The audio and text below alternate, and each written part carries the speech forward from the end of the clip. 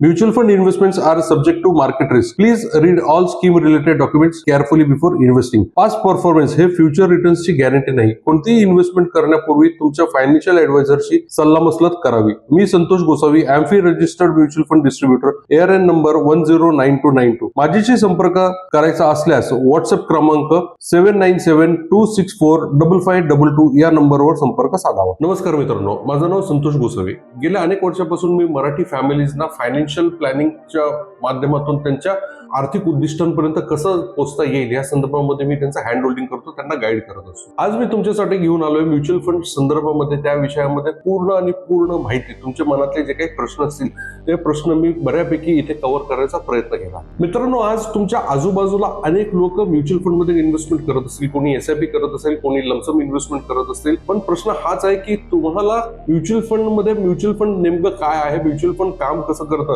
Mutual fund मध्ये खरंच पैसे ग्रो होतात का, म्युच्युअल फंड सेफ आहे का, या सगळ्या प्रश्नांची उत्तरं आज या व्हिडिओमध्ये देणार आहे. या सगळ्या प्रश्नांच्या सोबतच म्युच्युअल फंड जर तुम्हाला विषय हा आवडला असेल आणि या म्युच्युअल फंड मध्ये जर तुम्हाला संभ्रम असेल आणि म्युच्युअल फंड मध्ये जर गुंतवणूक करायची असेल तर ती गुंतवणूक कशी सुरू करायची इकडनं आपण सुरू करूया. व्हिडिओमध्ये तुम्ही एंड पर्यंत राहिलात तर तुमचे बऱ्यापैकी सगळे डाऊट्स क्लिअर होतीलच. म्युच्युअल फंड बद्दल एवढं सगळं सांगणं का गरजेचं आहे, कारण आज कोणतीही व्यक्ती ज्यावेळेस तो गुंतवणूक चालू करतो, गुंतवणूक चालू करताना सगळ्यात पहिले त्याला सल्ला दिला जातो की तू सगळ्यात पहिले गुंतवणूक स्टार्ट करताना बँकमध्ये फिक्स डिपॉझिट कर, किंवा तू RD कर, किंवा एखादी LIC पॉलिसी घे. या सगळ्या गुंतवणुकीचे पर्याय जे आहेत हे सगळे पर्याय चांगले आहेत, पण ज्यावेळेस आपण आर्थिक दृष्टीने गुंतवणुकीकडे पाहतो त्यावेळेस आपल्याला त्याच्या काही मॅथमॅटिकल कॅल्क्युलेशन बघायला लागतात आणि त्या मॅथमॅटिकल कॅल्क्युलेशनच्या हिशोबाने जर आपण बघितलं तर त्या गुंतवणुकी ज्या पद्धतीने आपल्याला सुचवल्या जातात किंवा ज्या आपल्या गुंतवणुकीकडनं आपल्या ज्या अपेक्षा असतात त्या साध्य होताना पूर्णतः दिसत नाही. हे पहा ना, आता आज जर फिक्स डिपॉझिट मध्ये तुम्ही इन्व्हेस्टमेंट केली तर फिक्स डिपॉझिट मध्ये साधारण तुम्हाला 6.5-7% पर्यंत तुम्हाला व्याज मिळतं. आज आपण भारताचं इन्फ्लेशन जर रेट बघितला, म्हणजे महागाईचा जर रेट बघितला तर तो साधारण 5 ते 6% आसपास आहे. 5 ते 6% हिशोबाने जर तुमची महागाई वाढत असेल आणि तुम्हाला पैशांवरती 6 ते 7% रिटर्न मिळत असेल, याचा अर्थ असा टेक्निकली की तुमचे पैसे खूप जास्त ग्रो होत नाहीयेत, पण त्याची व्हॅल्यू ते लूज करतात over a period of time. आणि ह्याच गोष्टीमुळे आपल्याला जर पैसे, कष्टाचे पैसे आपण तिथे लावून जर आपल्याला त्याचा परतावा अपेक्षेप्रमाणे जर मिळत नसेल तर मग त्याला काही उपयोग होत नाही. आणि या संदर्भामध्ये मी तुम्हाला म्युच्युअल फंड मध्ये सांगणार आहे की म्युच्युअल फंड मध्ये जर तुम्ही लावला तर तुम्हाला परतावा कसा अधिक मिळू शकेल किंवा मिळण्याची शक्यता आहे. हे सगळं समजण्याआधी सगळ्यात एक गोष्ट महत्वाची क्लिअर करतो की म्युच्युअल फंड मध्ये गॅरंटेड रिटर्न हा काही प्रकार नाही. याचा अर्थ असा की म्युच्युअल फंडची गुंतवणूक रिस्की आहे असं नाही, पण लॉंग टर्म मध्ये जर आपण बघितलं तर म्युच्युअल फंडनी हिस्टॉरिकली आतापर्यंत चांगले रिटर्न्स दिलेले आहेत. म्युच्युअल फंड्स नेमकं काय आहे तर म्युच्युअल फंडचं एक साधं सोप्या भाषेत जर तुम्हाला सांगायचं म्हणालं तर म्युच्युअल फंड काम कसं करतं. आता उद्या समजा तुम्ही, तुमची बहीण, तुमचे आई, तुमचे वडील, तुमचे नातेवाईक, तुमचे ओळखीचे मित्रजन सगळे मिळून जर तुम्ही 10 लोकांचा एक ग्रुप जमला आणि प्रत्येकाने त्याच्यामध्ये 10,000 रुपये इन्व्हेस्टमेंट करायला चालू केली, असे तुमचे 10,000 प्रत्येकी म्हणाला तर तुमच्या 10 लोकांचे जमले टोटल 1 लाख रुपये. 1 लाख रुपये तुमचे सगळे जमल्यानंतर तुम्ही जर निर्णय घेतला की आता हे पैशांचं काय करावं तर हे पैसे आपण मार्केटमध्ये लावावेत. पण मार्केटमध्ये ज्यावेळेस आपण ते पैसे लावतो त्यावेळेस तुम्हाला कुठले तरी तज्ञाकडनं सल्ला घ्यावा लागतो, त्याची एक इन्फॉर्मेशन हवी असते. कारण तुम्ही जर उद्या तुम्हाला घर बांधायचं असेल तर तुम्ही कसं घर बांधताना एखाद्या आर्किटेक्टची मदत घेता, कारण तो त्या फील्ड मधला तज्ञ आहे. तसंच म्युच्युअल फंड मध्ये जो तज्ञ असतात त्याला आपण म्हणतो की फंड मॅनेजर म्हणून. तर तुम्हाला तो फंड मॅनेजरची सहाय्यता लागते, तुम्हाला फंड मॅनेजरची मदत लागते आणि तो फंड मॅनेजरच तुमचे पैसे गुंतवणूक करतो. तो ज्यावेळेस गुंतवणूक करतो त्यावेळेस तो रिअल इस्टेट मध्ये इन्व्हेस्टमेंट करतो, तो डेट मध्ये इन्व्हेस्टमेंट करतो, तो बँकमध्ये इन्व्हेस्टमेंट करतो, तो सगळ्या वेगवेगळ्या ठिकाणी तुमचे पैसे डिस्ट्रीब्यूट करून तो प्रॉपर योग्य पद्धतीने इन्व्हेस्टमेंट करतो. फंड मॅनेजरचे रोल आहे हा रोल बेसिकली खूप हायली क्वालिफाईड आणि खूप सुपर एक्सपिरियन्स्ड कॅटेगरीचा रोल असतो. तर तो ज्यावेळेस आहे ना तुमचे पैसे ज्यावेळेस म्युच्युअल फंड मध्ये इन्व्हेस्ट करतो, म्हणजे तो वेगवेगळ्या कंपनीमध्ये वेगवेगळ्या कॅटेगरीमध्ये ज्यावेळेस तो इन्व्हेस्टमेंट करतो, तो गव्हर्नमेंट बॉन्ड्स मध्ये इन्व्हेस्टमेंट करतो, तो इक्विटीमध्ये इन्व्हेस्ट करतो, जसं मी तुम्हाला सांगितलं वेगवेगळ्या ठिकाणी.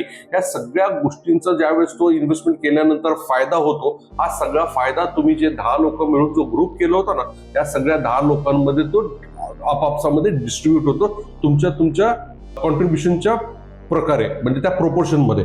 आता म्युच्युअल फंड्स मध्ये ज्यावेळेस तुम्ही गुंतवणूक करता त्यावेळेस तुम्हाला काय मिळतं तर म्युच्युअल फंड मध्ये ज्यावेळेस तुम्ही गुंतवणूक करता त्यावेळेस तुम्हाला त्या म्युच्युअल फंड मध्ये त्या किमतीच्या मोबदल्यामध्ये तुम्हाला त्याचे युनिट्स मिळतात. आता युनिट्स किंमत कशी ठरवली जाते तर युनिट्सला आपण त्याला तुम्ही पेपरमध्ये वगैरे ऐकला असेल किंवा वाचला असेल त्याच्यामध्ये त्याला म्हणतात की एनएव्ही. एनएव्हीचा अर्थ काय की नेट ऍसेट व्हॅल्यू, म्हणजे प्रत्येक युनिटची एक किंमत असते, ती किंमत रोज प्लस मायनस होत असते आणि त्या हिशोबाने त्याची किंमत ठरवली जाते.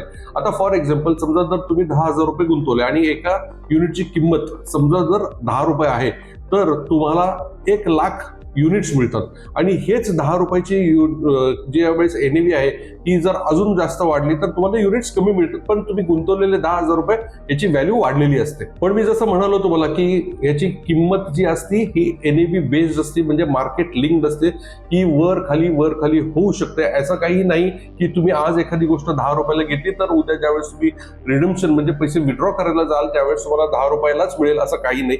ती जास्त असेल तर तुम्हाला जास्त पैसे मिळतील आणि त्याची किंमत जर एनएव्हीची कमी असेल तर तुम्हाला कमी परतावा मिळेल. आता गुंतवणुकीमध्ये सगळ्यात महत्वाचा पहिला प्रश्न हा असतो की म्युच्युअल फंड मध्ये माझे पैसे सेफ आहेत का? तर मित्रांनो, म्युच्युअल फंड मध्ये तुमचे पैसे अगदी सेफ आहेत, कारण म्युच्युअल फंड जे रेग्युलेट केलं जातं हे सेबीच्या अंडर रेग्युलेट केलं जातं. सेबीच्या अंडर म्हणजे सेबी ही जी एक संस्था आहे, stock exchange of board in India, ही जी संस्था आहे या संस्थेच्या अंडरमध्ये हे कंट्रोलमध्ये म्युच्युअल फंड कार्यरत असतात. आणि म्युच्युअल फंड जे कार्यरत असतात, म्युच्युअल फंडचे जे गुंतवणुकी असतात त्या वेगवेगळ्या म्युच्युअल फंड कंपनीजमध्ये असतात. त्या म्युच्युअल फंड कंपनीजना आपण ऍसेट मॅनेजमेंट कंपनीज म्हणतो, एएमसीज म्हणून त्याला म्हटलं जातं, त्याला संबोधित केलं जातं. आणि ह्या वेगवेगळ्या म्युच्युअल फंड कंपनीज ज्या असतात त्या सगळ्या कंपनीजमध्ये वेगवेगळ्या म्हणजे एएमसीज मध्ये तुमचे पैसे वेगवेगळ्या पद्धतीने डिस्ट्रीब्युशन केलेले असतात. आणि या सगळ्याच्या सगळ्या कंपनीज अंडर वन रूफ सगळे सेबीच्या कंट्रोलच्या खाली असतात. त्याच्यामुळे उद्या तुमचे पैसे जरी असतात हे सगळेच्या सगळे पैसे तुमचे सेफ असतात, कारण ज्यावेळेस तुम्ही एखाद्या कंपनीला गुंतवणूक करता त्या कंपनीकडे ते पैसे जात नाहीत, ते जे पैसे असतात ते जातात एखाद्या कस्टोडियनकडे. म्हणजे उद्या एखादी एएमसी जरी बुडाली, जे म्युच्युअल फंडची कंपनी जरी म्हणतो आपण, उद्या ती जरी बुडाली तरी सेबी तुमच्या पैसे तुमची देण्याची जबाबदारी स्वीकारते आणि ते कस्टोडियनकडनं तुमचे पैसे तुमच्यापर्यंत परत पोहोचवण्याची जबाबदारी स्वीकारते. आणखीन एक महत्वाचा तुम्ही शब्द ऐकला असेल, त्याला आपण म्हणतो AMFI म्हणून. AMFI म्हणजे काय, तर association of mutual funds in India. मित्रांनो, मी एक डिस्ट्रीब्युटर आहे आणि मी जो डिस्ट्रीब्युटर आहे हा AMFIच्या association of mutual fund in India याच्या खाली अंतर्गत आमचं रजिस्ट्रेशन झालेलं असतं. तुमच्याकडे जो कोणी व्यक्ती म्युच्युअल फंडचा सल्ला देतो, हा सगळा जो काही व्यक्ती असतो हा पूर्णपणे AMFIच्या अंडर रजिस्टर केलेला असतो. जसं मी तुम्हाला सांगितलं की माझं नाव संतोष गोसावी आणि माझा ARN नंबर 109292 आहे. हा जो ARN नंबर आहे हा एक तुमच्यासाठी एक प्रोटेक्शनचा लेअर आहे, तुम्हाला इन्फॉर्मेशन देतं की हा जो व्यक्ती आहे हा तुमचा एक अधिकृत म्युच्युअल फंडच्या संदर्भामध्ये गाईड करणारा व्यक्ती आहे. आणि आम्हाला ह्याच्यासाठी काही परीक्षा वगैरे असतात, काही एक्स्ट्रा नॉलेज ट्रेनिंग वगैरे असतात, त्या सगळ्या मिळाल्यानंतरच आम्हाला म्युच्युअल फंडच्या संदर्भामध्ये हे AMFIचं सर्टिफिकेशन मिळतं. त्याशिवाय आम्ही सुद्धा आमच्या बिझनेस बद्दल किंवा आमच्या सर्व्हिसेस बद्दल तुमच्या बरोबर चर्चा करू शकत नाही, शेअर करू शकत नाही तुम्हाला. जसं मी तुम्हाला मगाशी फंड मॅनेजरचं सांगितलं, आता आमचं सांगितलं, तर फंड मॅनेजरचं सुद्धा कसं आहे, फंड मॅनेजर ज्यावेळेस तुमचे पैसे मॅनेज करतो त्यावेळेस तो प्रोफेशनली मॅनेज करतो आणि प्रोफेशनली मॅनेज केल्यामुळं आपल्याला रिटर्न्स जे मिळतात हे साधारण अपेक्षेच्या आसपास माहिती असतात. म्हणजे टेक्निकली आपल्याला माहिती पडतं की अंदाजे आपल्याला कितीपर्यंत रिटर्न मिळतं, कारण प्रिव्हियस एक्सपिरियन्स आपल्याला ते सांगतं. पण जसं मी परत तुम्हाला एक सावध करतोय की म्युच्युअल फंडच्या जे गुंतवणुकी आहेत ह्या सगळ्या हिस्टोरिकल डेटावरती असतात, याचं काही गॅरंटी नाही की तुम्हाला एवढे पैसे मिळतीलच म्हणून. तर जसं गॅरंटी नाहीये तसं आहे ना, ह्याला मार्केटची पण रिस्क असते आणि मार्केटची जी रिस्क असते ही सगळी इन्व्हेस्टरची असते. म्हणून मी तुम्हाला आज या व्हिडिओच्या माध्यमातून तुम्हाला सांगतोय की तुम्ही घाबरून जाण्याची गरज नाही, but as an informed investor तुम्ही सावध राहू शकता. मित्रांनो, जर तुम्ही आतापर्यंत व्हिडिओ पाहिला असेल तर आता तुमच्या मनामध्ये एक प्रश्न येत असेल की म्युच्युअल फंड खरंच योग्य आहे का, तुमच्यासाठी सुटेबल आहे का? तर तुम्हाला मी एक सांगतो की दिलेल्या नंबरवर तुम्ही कॉल करा. तुम्ही माझ्यासोबत, माझ्या टीम सोबत 1 to 1 चर्चा करू शकता. म्युच्युअल फंड तुमच्यासाठी योग्य आहे का, तुमच्या वयाच्या हिशोबाने, तुमच्या आर्थिक उद्दिष्टांच्या हिशोबाने, तुमच्या कॅपॅसिटीच्या हिशोबाने आपण तुम्हाला कुठला प्लॅन काय सुटेबल आहे हे चर्चा केल्याशिवाय आपल्याला कळणार नाही. आणि ह्याच्यासाठी तुम्ही दिलेल्या नंबरवर माझ्या टीमशी कनेक्ट करू शकता. आता आपण पाहूया की म्युच्युअल फंड मध्ये गुंतवणूक करतो तर ते कुठल्या प्रकारे गुंतवणूक केली जाते. तर म्युच्युअल फंड मध्ये गुंतवणूक करण्याचे 2 प्रकार मुख्य असतात. पहिले प्रकार म्हणजे की खूप फेमस ज्याला आपण म्हणतो की SIP तुम्ही नाव ऐकलंच असेल. SIPचा अर्थ आहे की सिस्टमॅटिक इन्व्हेस्टमेंट प्लॅन. दर महिन्याला एका पर्टिक्युलर तारखेला जाणारी रक्कम तुमच्या खात्यातून तुम्ही ते ऑटोमॅटिकली डेबिट होऊ शकते. तुम्ही डेबिट इन्स्ट्रक्शन दिलं की ऑटोमॅटिकली दर महिन्याला ते रक्कम तुमच्या खात्यातून डेबिट होऊ शकते. आणि दुसरा पर्याय म्युच्युअल फंड मध्ये गुंतवणुकीचा असतो, त्याला आपण म्हणतो एक रकमी गुंतवणूक म्हणजे लमसम पैसे.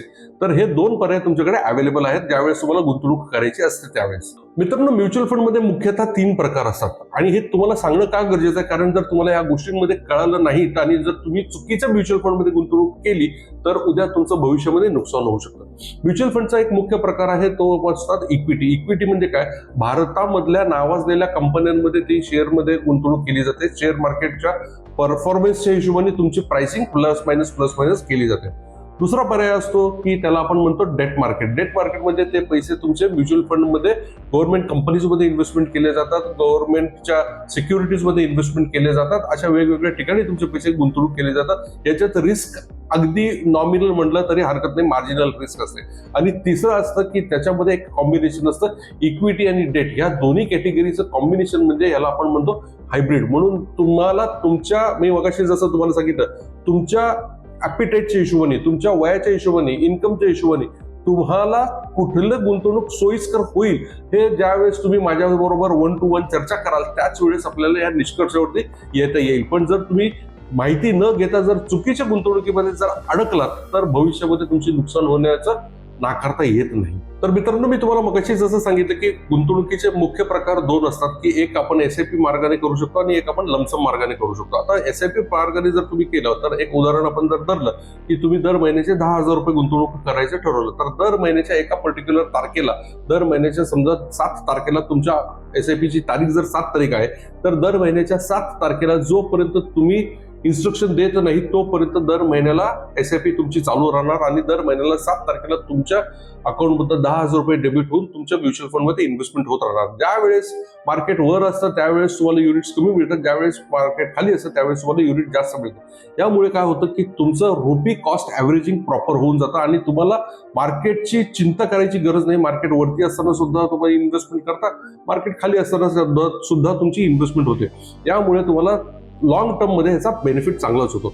आता जर तुम्ही 10,000 रुपयाच्या हिशोबाने जर पाहिलं आणि तुम्ही 10 वर्षांपर्यंत जर गुंतवणूक चालू ठेवली इक्विटीमध्ये तर 10 वर्षांमध्ये साधारण तुम्ही 10,000च्या हिशोबाने 120 महिन्यांमध्ये 12 लाख रुपये भरता आणि 12% रिटर्न जर आपण बघितलं तर 12 लाखाचे साधारण तुमचे 23,20,000 रुपयापर्यंत रक्कम ही जमा होऊ शकते. आता जे आकडा तुम्हाला सांगितलं हा एक इलस्ट्रेटिव्ह आकडा आहे, हे गॅरंटी नाही की हा आकडा एवढा होईलच. तर हा होता एक एसआयपीचा पर्याय. आणि हेच सायमल्टेनियसली जर तुम्हाला एसआयपी नको असेल, दर महिन्याला गुंतवणूक जर तुम्हाला शक्य होत नसेल किंवा तुमच्याकडे काही लमसम पैसे असतील म्हणजे एक रकमी पैसे गुंतवण्यासाठी त्यावेळेस पैसे असतील आणि तुम्हाला दर महिन्याचं कमिटमेंट द्यायचं नसेल आणि तुम्हाला गुंतवणूक करायची असेल तर त्यावेळेस तुम्ही लमसम पर्याय निवडू शकता.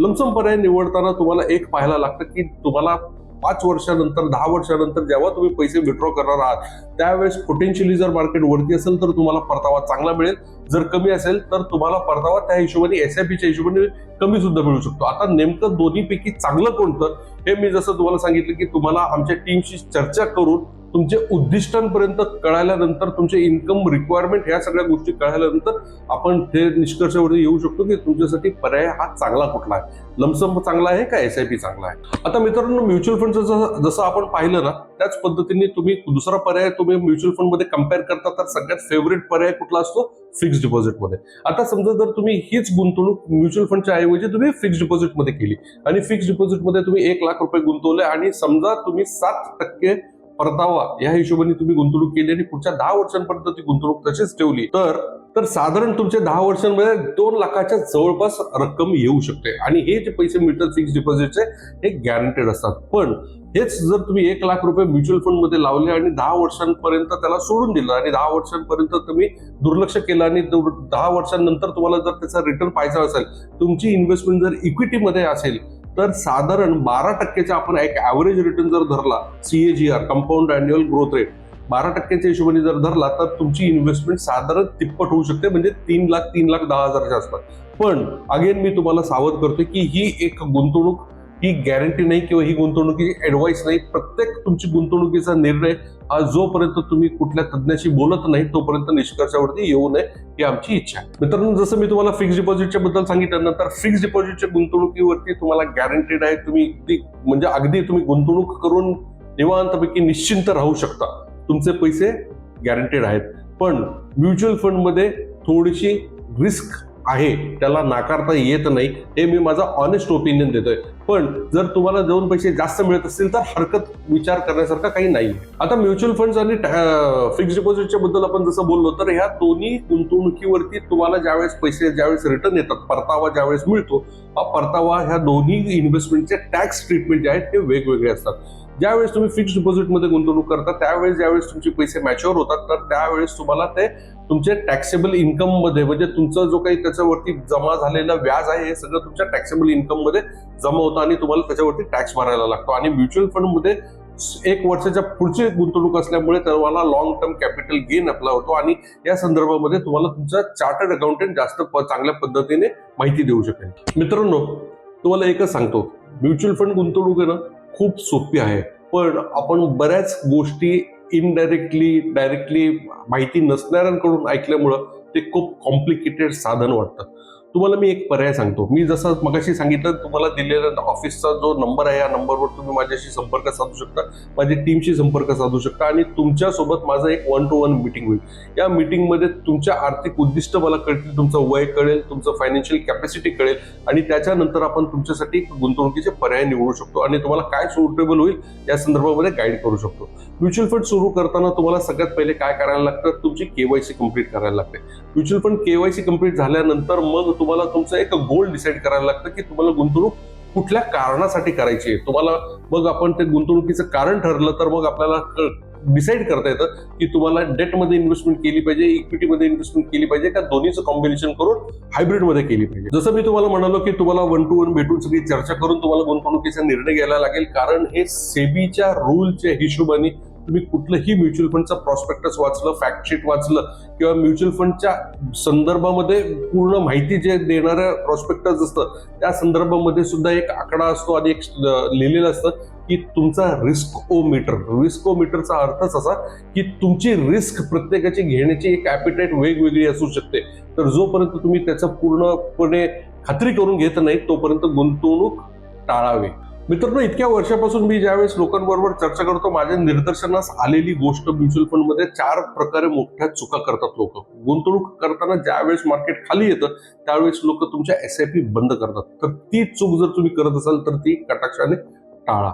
दुसरं काय करतात लोक, ज्यावेळेस गुंतवणुकीचे पर्याय शोधत असतात त्यावेळेस ते पर्याय शोधताना ते बॅक रिटर्न्स चेक करतात, रोलिंग रिटर्न्स चेक करतात आणि मागचे काही परफॉर्मन्स चेक करतात आणि परफॉर्मन्स बघून ते गुंतवणूक करतात. तर ते सुद्धा पर्याय चुकीचा आहे. तो निवड जर तुम्ही तशा पद्धतीने करत असाल, निर्णय घेत असाल तर तो चुकीचा आहे. तिसरी चूक म्हणजे लोक काय करतात की ना, ह्यांनी सांगितलं ही इन्व्हेस्टमेंट कर, ह्यांनी सांगितलं ती इन्व्हेस्टमेंट कर, ह्यांनी कुठला सल्ला दिला, या व्हॉट्सअपवरती काय मेसेज आला, कुठल्या तरी फंडचं नाव आलं म्हणून असं करत करत करत करत सगळीकडे इन्व्हेस्टमेंट करतात, 10-15 फंड्स मध्ये इन्व्हेस्टमेंट करतात. हे सुद्धा तुमच्यासाठी हानिकारक आहे. फायनान्शियली हे सुद्धा चुकीचं आहे.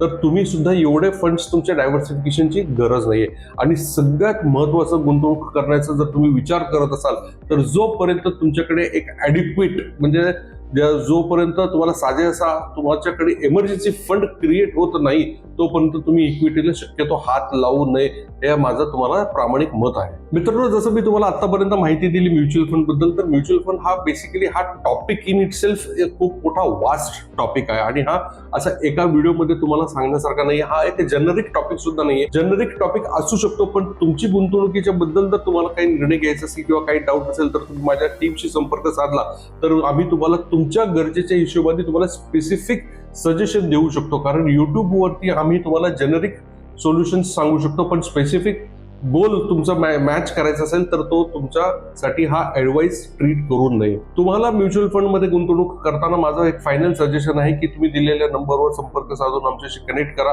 किंवा तुम्ही कुठल्याही तज्ञाकडनं इन्व्हेस्टमेंट करा, जो AMFI registered mutual fund distributor असेल त्याच्याकडनं गुंतवणूक करा. पुन्हा भेटूया.